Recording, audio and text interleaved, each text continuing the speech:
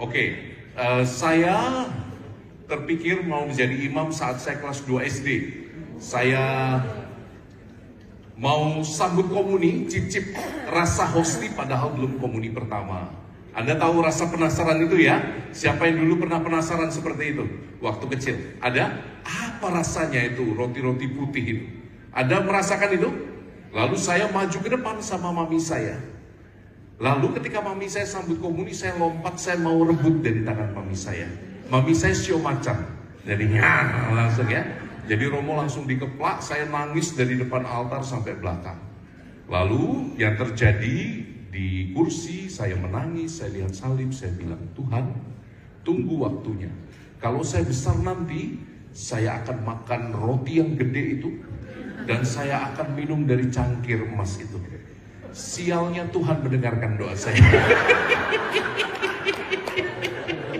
Jadi sampai sekarang, Romo misa terus setiap hari.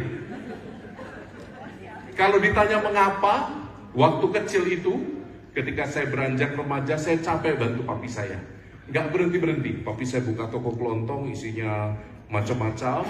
Dan sebagai anak pertama laki-laki, saya diharapkan melanjutkan usaha papa. Tapi saya capek, saya nggak mau. Karena capek ya, ngitung nota, pulang sekolah ngitung nota. Pulang sekolah ngitung nota. Wajah saya udah kayak Excel waktu itu. Jadi saya memutuskan untuk pergi ke seminari saja. Karena saya punya cita-cita waktu masih kecil, saya ingat kembali, lalu saya tipu papi saya. Papi saya pai-pai, orang Buddha, jadi tidak tahu apa itu seminari. Saya berangkat saja ke Palembang untuk tes seminari, saya minta uang, saya bilang saya mau jalan-jalan papi. Dan papi saya kasih duit, lalu sampai dia tunggu, kok kamu gak daftar sekolah? Saya sudah sekolah papi, saya sudah diterima di seminari. Apa? Sekolah menari? Papi saya Buddha, nggak tahu apa-apa. Jadi saya jelaskan, oh itu sekolah jadi pastor papi. Kamu mau jadi pastor? Itu kan tidak kawin itu kan? Waduh, dia bilang, iya pak, saya akan jadi pastor. Lalu papa saya bilang, nanti engkongmu bangun dari kuburan katanya. Karena kita orang Tionghoa, anak pertama laki-laki, cucu pertama pula, itu diharapkan membangkitkan keturunan. Iya toh? Nah, ada anak pertama di sini, anak sulung, angkat tangan, laki-laki anak sulung. Orang-orang pilihan ini luar biasa ini. Iya, diharapkan membangkitkan keturunan bagi keluarganya, bukan? Begitu juga dengan Romo.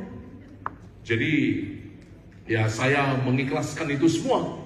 Bahkan ketika saya sudah ditahbiskan pun, papi saya masih berusaha mencarikan istri untuk saya. Bayangkan ya.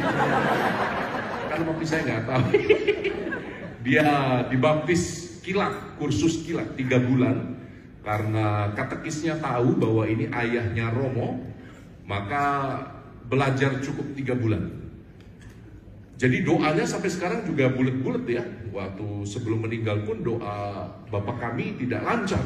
Bapa kami yang ada di surga, terpujilah engkau di antara wanita gitu. Enak sekali Bapak terpuji di antara wanita. Jadi papa saya dengan kesederhanaannya akhirnya mengikhlaskan Romo, singkat cerita.